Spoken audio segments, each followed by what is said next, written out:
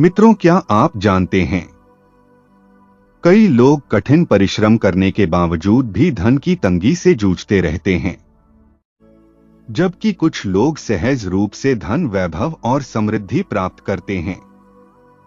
तो क्या केवल मेहनत ही पर्याप्त है या कोई दिव्य रहस्य भी है?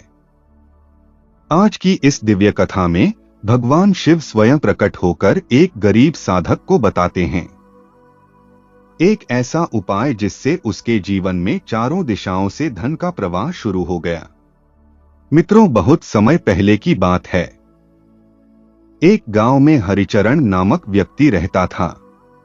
वह अत्यंत मेहनती था, ईमानदार भी था, पर उसके जीवन में दरिद्रता ने जैसे डेरा डाल रखा था।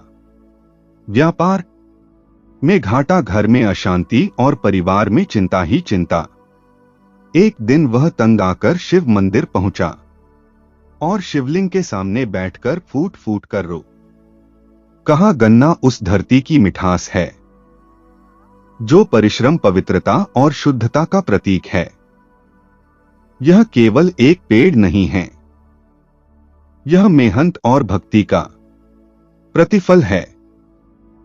जब कोई भक्त श्रद्धा और समर्पण के साथ मेरे शिवलिंग पर गन्ने का रस अर्पित करता है, तो वह केवल रस नहीं, वह अपनी मेहनत की मिठास मुझे अर्पित करता है।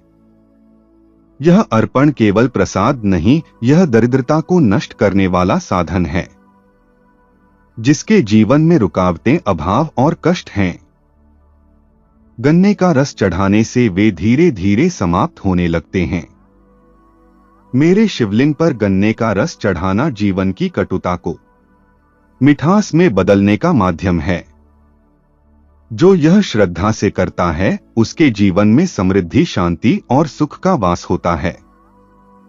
भगवान शिव बोले, वत्स, सोमवार मेरे पूजन का प्रिय दिन है। जो भक्त इस पवित्र दिन पर श्रद्धा और समर्पण के साथ मेरे शिवलिंग का गन्ने चाहिए, यही भाव अर्पण को सफल बनाता है। जब मन शुद्ध और श्रद्धा से परिपूर्ण होता है, तो वह अर्पण केवल रस नहीं रहता है, वह आत्मिक शुद्धि का माध्यम बन जाता है। तब दरिद्रता, कष्ट और विघ्न स्वतः समाप्त हो जाते हैं और मेरे आशीर्वाद से समृद्धि और शांति का वास होने लगता है। हरिचरण ने भगवान शिव के दिव्य उपदेशों को हृदय में बसा लिया।